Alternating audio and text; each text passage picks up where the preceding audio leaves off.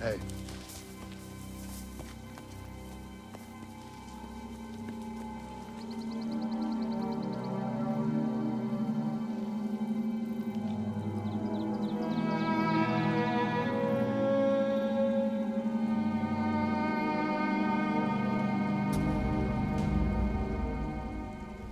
Happy Thanksgiving, everybody, and welcome to BackToFrankBlack.com.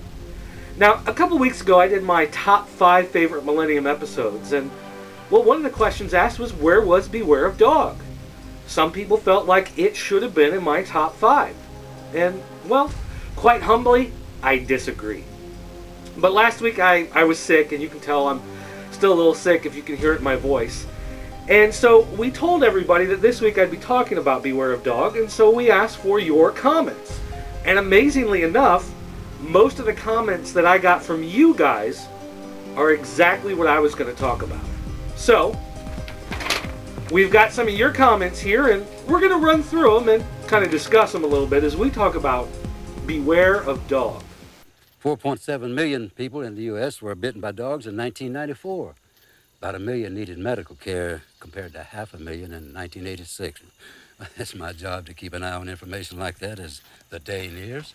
Is that what you do for Millennium? The group or the event? The photographs, my name in your journal, the gravestones in the ravine. What makes you think they're gravestones? The snake, the Ouroboros. It was used as a secret symbol in early Christian graves. The markers, rough obelisks. So you've been looking into the group? Apparently not enough. Apparently. Okay, now, starting us off is Rhonda, who says this episode introduces Frank to the old man and to the viewer. Yet, is there a hint that the old man will become a very large part of the Millennium group? Looking back, yes. There are several hints. Why else would the old man have been there? He's the one who knew what had to be done at the end. He's the one who set fire to the house and rescues Frank and the idiot that built the house on the hollowed ground. This episode was very much about the dogs as it was about Frank learning about his abilities. Now, if you remember the last episode, it seemed like his ability to see what the killer sees was kind of going away. He was losing that gift and that ability. So this is kind of pulling him a little deeper into the group and allowing his gift to come back to him slowly and teaching him a little bit about what's got to be done in the big battle between good and evil. Understandably. George adds that Archie Armstrong is a stellar performer. A distinguished career and a resume most actors would sell their kidneys to have, and Millennium was enriched by him and his character. He's integral to this episode and the whole Owls and Roosters storyline, and I wish we had more of him. And I agree. I mean, the old man was great. I don't think there was a single time he appeared on the show when something came out of his mouth that wasn't important. Pretty much everything that he does, and every time you see him, it's something big, and it's some sort of clue to what's really going on with the Millennium Group. Spooktacular Laura added that this episode reminded her of a lot of those movies like Cujo or things like that with killer dogs. And Mark Hayden from Back to Frank Black added, interesting fact about Devil Dog, the movie. It stars R.G. Armstrong, who makes his first appearance in this episode as the old man. So from Devil Dog the movie to an episode about devil dogs. Kind of interesting. Sheriff Black. There were 5 dogs, but you killed one. That's what I've been trying to tell you. There'll always be another dog. Another one?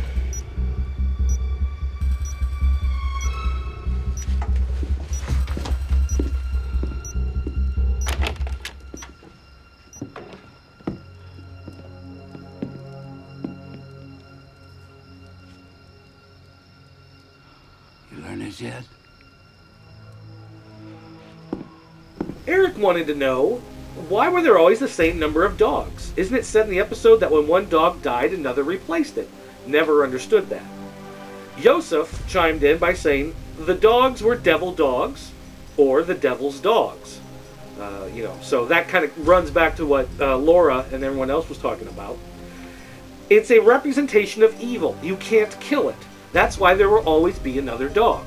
So if you kill one of these dogs, another dog is going to take its place. Who reported the attack? What attack is that? The one that occurred on the edge of town.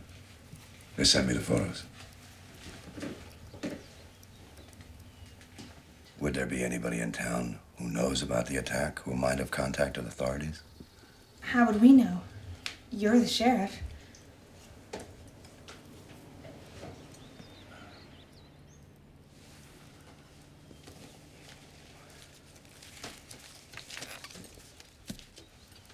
When can I get my room? It'll be ready in about an hour.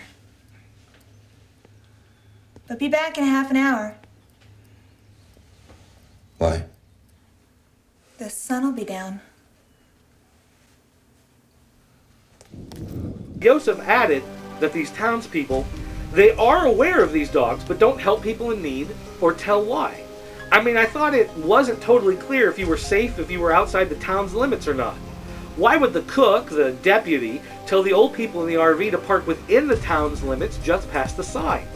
Were they an offering to keep the dogs from hurting them? They think Frank Black is the sheriff, but they don't help him when he's being attacked. Talk about loony folks. It was just strange, the one scene when they're all together talking about it. The rules have changed, I think one said. What rules? Why is this happening? And why are these people so bloody rude?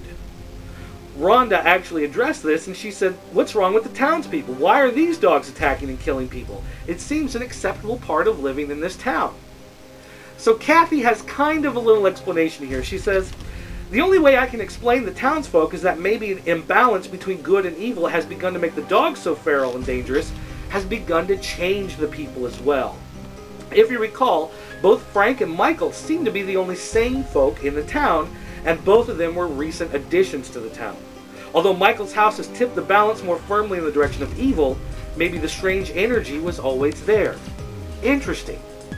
This idea that somehow this evil representation was always there, something recently has changed, and now evil is starting to take over. Evil is starting to grow and amass and imbalance. That kind of goes with the whole idea of millennium. At the time, a lot of people had this pre-millennium tension, and the idea being that darkness and evil was taking over more and more. In fact, people who look at 2012 as being the end of the universe, or even 2016, some people are now starting to talk about, those people are saying that we keep getting more evil. Things keep getting worse and worse and worse, and it's building and building. There's been an imbalance in the 20th century, and things are tipping the scale towards evil. And again, that's what this episode is addressing in this microcosm of this tiny town and these devil dogs. A small town shrouded in mystery. Close the door. A dark force that shows no mercy. One man has a chance to stop the terror. Call off your dogs. It ain't my dog. Who will rule the night? An all-new Millennium. Friday at 9, 8 Central on Fox. Now for me, in general, my problem was really, you had this show about serial killers. You had this show about evil. You had this show about the darkness in men's hearts. And then we get a preview like this. I mean, really. Packs of wild dogs? I mean, come on. Maybe the real problem is just I'm more of a cat person.